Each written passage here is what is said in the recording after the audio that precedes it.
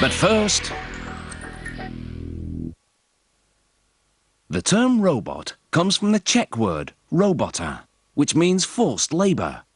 Robotic arms have varying degrees of freedom, meaning they can pivot in different ways.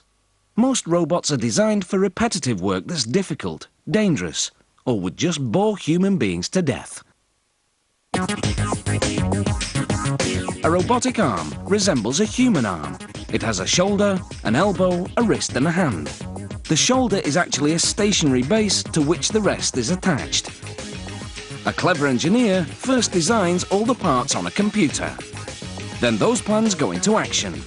To form the base's outer casing, they bend steel sheeting into shape using a computer-guided press.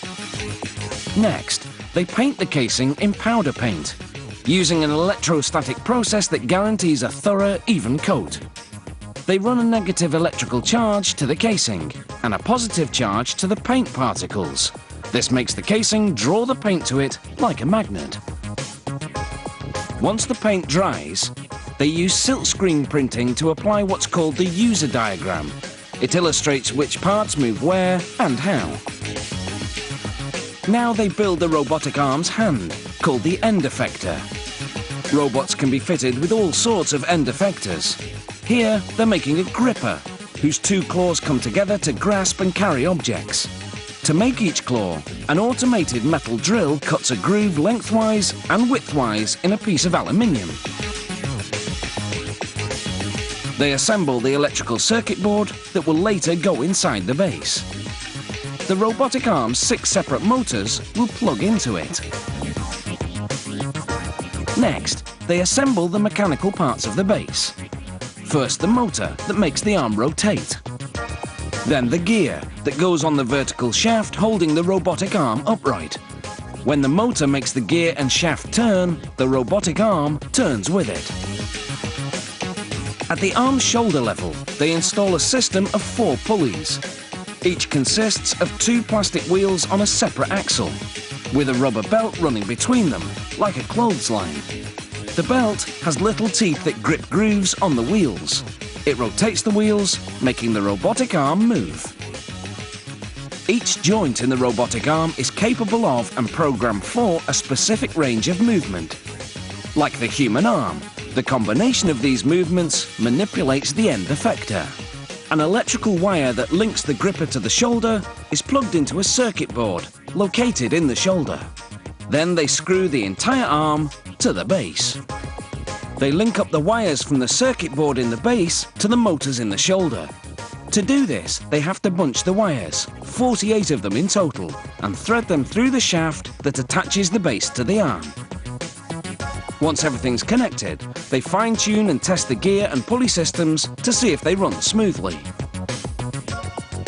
Now, they can install the gripper and the shaft and gear system that operates it. Turning the gear one way opens the grip. Turning it the other way closes it.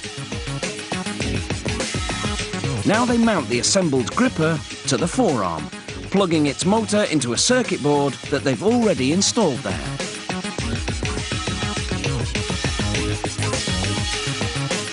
They plug the wires from all 6 motors into the main circuit board, which they then install at the back of the base.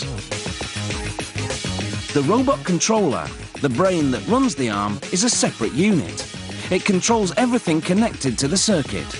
To move the robot, the computer inside the controller switches on all the necessary motors. It can control 8 motors, 6 in the robot and 2 optional accessories. You can program it to perform a variety of tasks. From start to finish, it's taken just under 30 hours to assemble this robotic arm. It can lift up to 4.5 kilograms, about the weight of a full-grown cat, and it can move at a speed of 2 kilometers per hour. Most robots are reprogrammable, meaning that to change their behavior, you simply write a new program. From an employer's perspective, robots may be the ideal workers. Granted, they have no ideas of their own, but their productivity is constant. They never call in sick, and they never take lunch or coffee breaks.